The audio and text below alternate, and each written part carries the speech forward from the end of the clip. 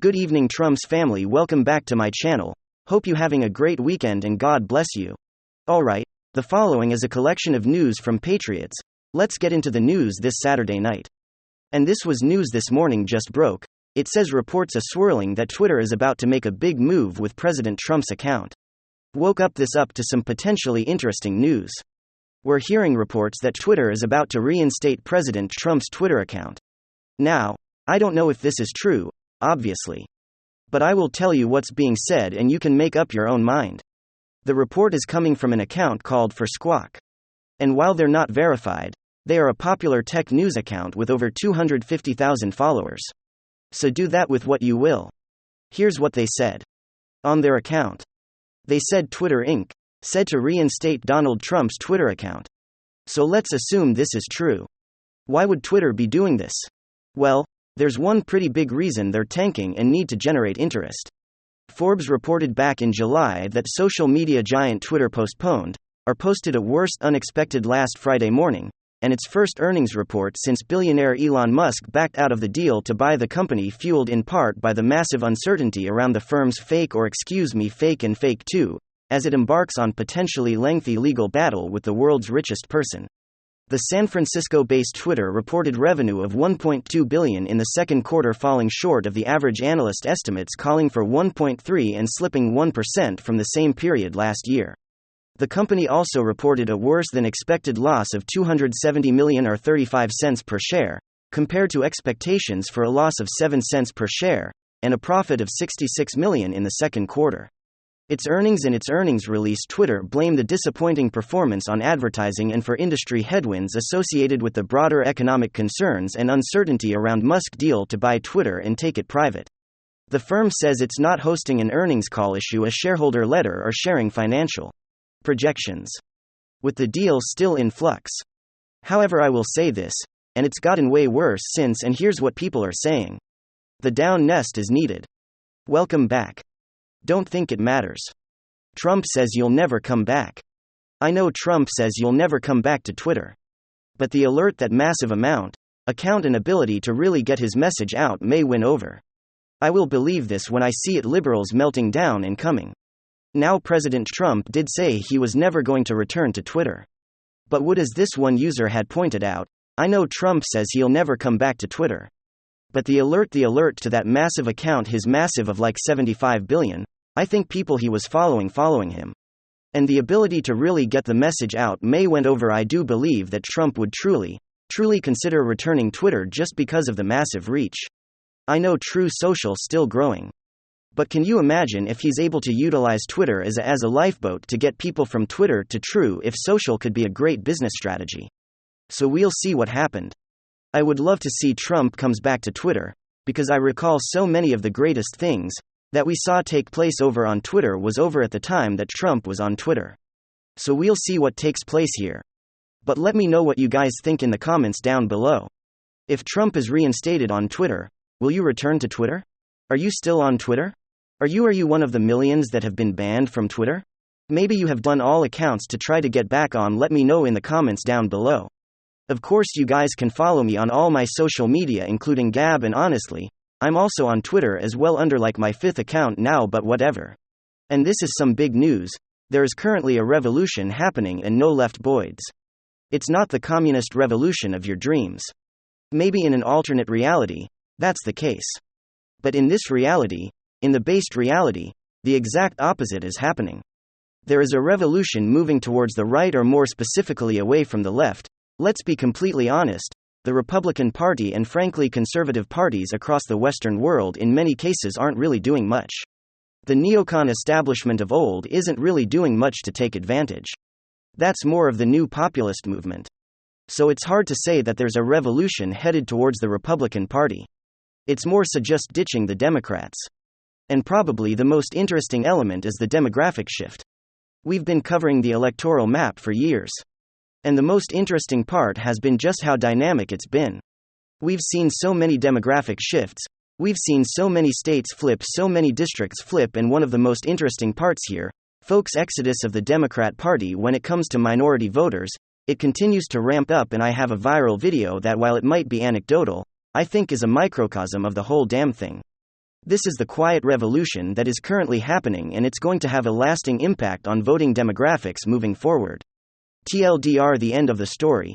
Democrats are losing the Black and Latino vote as well as pretty much every other minority vote, and it's not a phenomenon that's slowing down. Alright, folks. You can tell by the lukewarm response that people aren't necessarily some people or some people aren't. What does that tell you? That tells you that this is probably happening in a massive majority Democrat area. I'm not exactly sure which pastor this is, in which church this is, what city, what district, but you can kind of get a feel for it. But what's incredibly powerful here is that it's happening at all. The Black community has voted 90% for Democrats for decades. And all of a sudden, communities whose worldview has been nothing but vote Democrat, always supporting the liberal regime, will all of a sudden they're hearing a different story. They're hearing the other side. That's something that hasn't happened for a very long time, at least not to this magnitude, and all of a sudden you can tell that conversations are being had, and this is exactly how change occurs. This is what I keep saying, that the Biden administration, Joe Biden's a failure of a first year in office, as the biggest red pill being handed out to the masses. All of a sudden people are waking up. What is going on? How is everything so damn expensive? Why does the world feel more unstable than it was after the previous guy who was supposedly Orange Cheeto Hitler version 2.0? I thought Biden was supposed to be the good guy. I thought Biden was the guy who was going to bring back stability, and yet we're more unstable than ever. I thought Biden was our biggest supporter, yet he got elected into office and has delivered on absolutely no promises, delivered zero tangible results for our community. This is the wake-up call. This is the conversation that people are currently having. I promise you it's like antibodies, folks. Liberal viruses enter the bloodstream. Common sense, conservative blood cells are multiplying and handling the issue accordingly. It's slowly starting to spread. A conversation has had, then ideas are spread.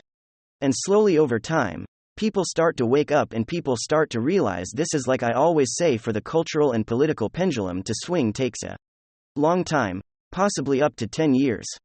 It takes a while for a political trend to start to really materialize and take form. It's been 6 years since the start of the Trump era. And we're only now starting to see that political shift really start to grow and take roots. I'm really thinking here, especially as the new Republican Party starts to take control and take form, as the neocons of OLED start to get replaced and flushed out. I really think we're going to continue to see this dramatic shift in demographics. I mean, folks, it's not just the Black vote. The Black vote seems to be lagging behind a little bit. It's moving, but at a smaller pace. The Latino vote seems to be the start of this trend. I mean, let's just talk about Mara Flores, for instance, recently winning an election in a southern Texas border district Democrat stronghold, a place that for decades voted Democrats by wide margins. She managed to shift that district by 20 points. And most recently, all these coping left boards have been saying that Republican Mayor Flores is going to lose the next election. Well, analysts just changed the rating of Texas House rates in favor of Republican Mayor Flores, and the Gateway Pundit did a little bit of a deeper dive. Conservative Latinos once voted for Democrats. Recent polling shows a 65-point swing to Republicans in 2012. 49% of self-described conservative Latinos said they preferred Democrats controlling Congress. A 2022 NBC News/Telemundo poll found that 73% of conservative Latinos say that they prefer Republicans controlling Congress. Moderate Latinos went from D+49 to D+32, while liberal Latinos went from D+65 to D+80. Mark Murray writes, "This was maybe the most fascinating finding from our recent NBC News/Telemundo poll. Conservative Latinos went from D+9 in congressional preference in 2012 per our merged polls to R+56. Now, that's a net 65-point swing. And so essentially what that means, what those numbers mean, is that conservative-minded Latinos, individuals who viewed themselves as people of faith or conservative, having conservative traditional values in the past, voted for Democrats, almost like the remnants of the Bill Clinton era. The corporate Democrat, more conservative, moderate left-leaning Democrats, which many relatively conservative-minded individuals were able to relate to well, no longer is that the case. People are starting to realize that the moderate Democrat Party of old no longer exists. It's become a quasi-socialist communist amalgamation, pushing destructive cultural ideas and a socialist fantasy, and people no longer can relate. And that is especially true for conservative-minded Latinos. It's the same phenomenon that you hear many people discussing, that it seems a little bit perplexing, a little bit confusing that minority communities, many of which are rooted in traditional values and conservative philosophy, and of course, faith, it's confusing that they would continue to support this out-of-control Democrat Party. Well, it seems as though no longer is that the case. That is that 65-point shift that's represented in those numbers. That is the quiet revolution that's happening in minority communities across the board. It's happening a little bit faster in the Latino community, but it doesn't mean that it doesn't exist in others. It's also happening just a little bit slower across the different demographics. And really, what it's all signaling is a mass exodus of the Democrat Party. And I think it's going to be a serious factor to pay attention to in the next couple of elections. In fact, I think most demographics are moving away from the Democrat Party. Really, in the end, it seems as though the only one that's sticking, the only demographic that Democrats are making gains with, is the young woman activist-style voter represented in the chart here, women ages 18 to 29 as the only voter demographic that is trending more liberal, more left-wing. Men within that age group seem to be trending the opposite direction. So I guess in the end, this is what the Democrats are after. We'll have to see if this strategy does well for them. I predict they lose suburban mother voters, they lose Latino voters, and they slowly start to shed the black vote, and it spells the coming of a new age. The new conservative age as the exodus of the Democrat Party continues. Thank you very much.